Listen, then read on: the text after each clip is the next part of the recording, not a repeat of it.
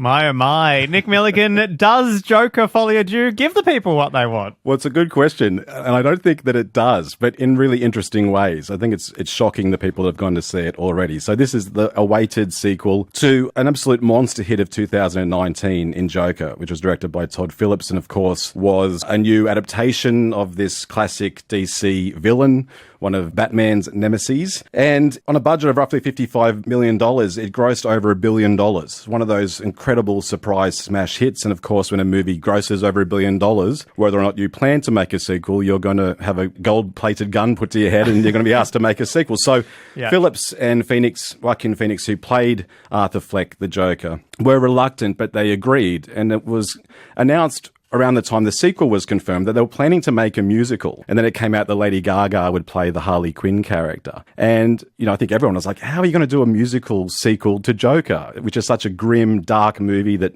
sort of mashed together elements of Scorsese's The King of Comedy and Taxi Driver, and there's a bit of Network in there as well. It was a social satire and a really interesting character study. And now we have the sequel 5 years later, Joker Folie à Deux. And Phoenix does return as Arthur Fleck. And we find him incarcerated, waiting trial. There's deliberation around whether he's sort of corpus mentis to stand trial. And then it does become something of a courtroom drama and also a thriller, but also a musical.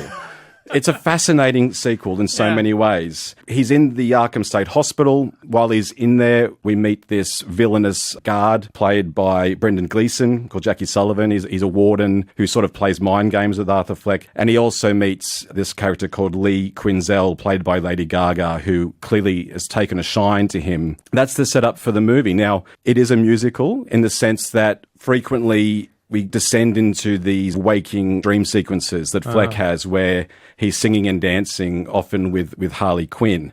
So it's not a traditional musical in the sense where it's happening actually in the plot and everyone on set starts breaking into singing and dancing. They're really presented as these dream sequences, which are quite well done. They're kind of ragged in a way.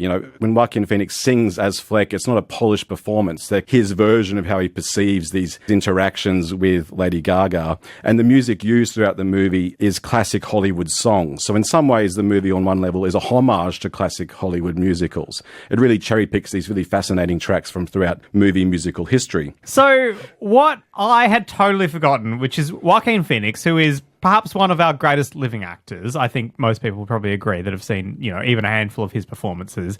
I had totally forgotten he won the Best Actor Oscar. That's pretty amazing to win an Oscar from what is ostensibly a superhero or a supervillain movie. Nonetheless, he did that in 2020. It's a powerhouse performance in Joker. It's incredible. I think it's probably the best thing about that original movie in 2019. What is there to like about this one? Like, do you come for Joaquin Phoenix and what he's doing? What are we grasping onto here, Nick?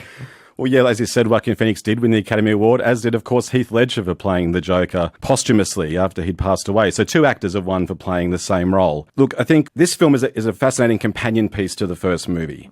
And Joaquin Phoenix's transformative performance is the most compelling aspect of both of them. And he is the reason why you would go back to see him return as Arthur Fleck. I think that people are going to find it puzzling and confounding. And it's such a strange way to approach a sequel to this. And it's obvious to me that because the first film made so much money, Phillips and Phoenix had a lot of creative control. The result is something that is a little bit bloated. It's a bit indulgent at times. Definitely, I think that there's too many musical numbers in it. Even though they're beautifully realised, it does start to affect the rhythm of the movie at a certain point. And at 138 minutes, I think that a few of them probably could have been removed. Having had time to think about it, I think it's a very interesting movie. In some ways, it is darker than the first film. And it definitely resolutely sticks to this very grim vision that Phillips and Phoenix clearly had for the character. He's a very tragic character.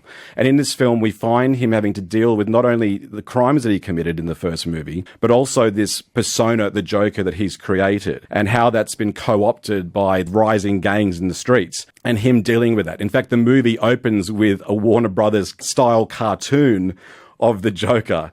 It only runs for a couple of minutes, but it has him fighting and tussling with his shadow in this sort of Looney Tunes madcap kind of way. That's how the movie opens. And it is about that. It's so different to what you would expect, but I do believe that this is a movie that over the course of time, people might warm to a bit once they get the shock out of their system. I think when people have time to think about it and ruminate, I admired the ambition of it. It is, like I said, indulgent, but it's also an ambitious movie. And for such a huge tentpole movie, very original. Very original. And we often malign these big movies for not being original.